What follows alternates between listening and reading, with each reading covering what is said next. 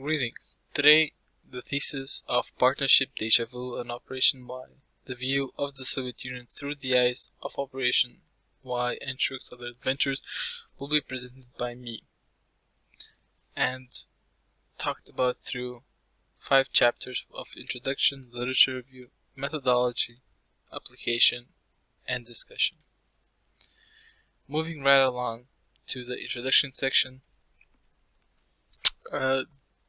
that this thesis shows the Soviet Union ideology and content through analysis of the film Operation Y and Shurik's Other Adventures, which was aired on television July 23rd, 1965. The research question that will envelop this thesis is: how is the image of the Soviet Union depicted in the film Operation Y and Other Shurik's Adventures? This project shows significance in understanding the use of propaganda in the film industry to create certain depictions of the Soviet Union, and using closed textual analysis theory, this thesis explores the actions, themes, and propaganda of the film to consider how ideology from the Soviet Union was expressed in this particular film. The thesis work will conclude with a synopsis statement and will argue that films produced in the 1960s in the Soviet Union were motivated and even forced to increase the image of the Soviet Union. Now, moving right along to a part that I didn't disclose before, this is the image of a poster of Operation Y and Shurik's Other Adventures. Starting with closed textual analysis.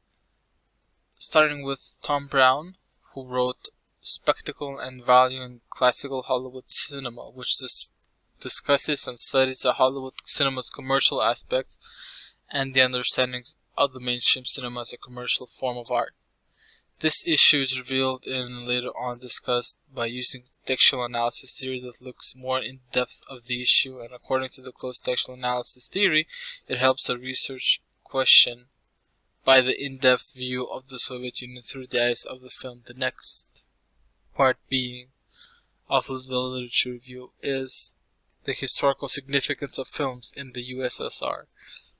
Now, starting with one thing is that according to Ketron Kelly, the history of the film industry in the Soviet Union was changed under the Khrushchev rule by expanding it and influencing young lives through a variety of social reforms. Before Khrushchev, the film releases were minimal and even stalled in the 1940s, meaning that films and other types of entertainment were not a point of interest. And after the death of Stalin in the year 1953 and the new rule of Khrushchev, the film industry, with all the most known source of televised entertainment, was about to take off. When viewing different films of the Soviet Union through the lifespan of the USSR, it seems that most films known today were released after the 1950s. The third part of the literature review is the criminal activity. Not only that the display of ideological sense was on televised entertainment, but also the factors that are not as good or correct as the Soviet Union would want to be. Such factors would be the criminal rate, and it was displayed in the third episode, Operation Y, which was about illegal activities and crimes done, even though it may not have seemed that way in the beginning. But in the end of that episode, a vigilant justice has happened, and the criminals were taken to the police. This episode displays crime events that reflect of the non-fictional world. Data which was collected by Walter Connor especially shows the percentages of the criminal activities that were done. Lastly, at the literature review section, I would like to discuss the director of the film Operation Y and Shurik's Other Adventures, Leonid Gaidai, which the film may not have made a massive impact on his profile as the first film. It did add to the massive collection of Leonid Gaidai. And his films always seem to have one singular theme of the Russian culture, which was that Moscow being the main epicenter of communism, and that it was seen particular in the film Operation Y and Shurik's Other Adventures, where most of the action and filming took place. Moving to the next section of the methodology, I would like to discuss the rhetorical situation, which is made of exigence, audience, and the rhetor and artifact. The exigence being propaganda, the audience being the viewers, because most of them will not be thinking of the propaganda element in the time frame they watched and will do or think otherwise. The viewers that are not viewing a Soviet Union propaganda in the film have to see it into the rhetorical situation that this methodology is applying, and that the film Operation Y ensures that the adventure sends a massive, detailed, and more grandiose theme of propaganda seen in all through the film and entirety of the episode. The second to last element of the rhetorical situation is a rhetor, being that the researcher is the writer of this methodology, and it assists the rhetorical situation in terms of describing the situation of rhetoric.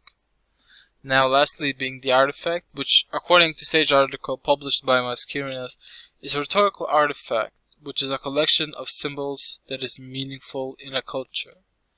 Now, according to that statement, the artifact can be determined to be humor or the environment of the Soviet Union.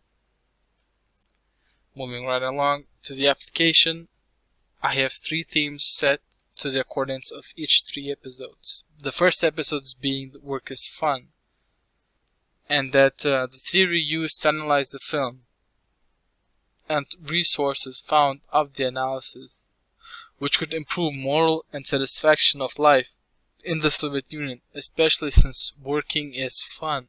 According to the theme, people would enjoy the time they put in on a day-to-day basis. Now, the second theme, student life, is to the accordance of the second episode, Deja Vu, which was set in the university campus. It shows the student life being better than the Western world counterparts. By the examination, professor seems less strict and more forgiving, even though it was not the case in the Soviet Union.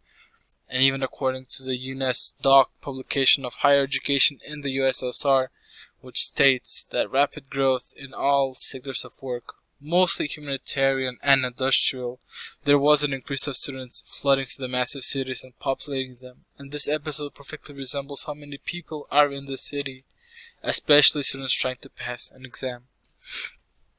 Now the last one, illegal activities are met with punishment, even though it is and was quoted by me about the criminal rates in the literature review.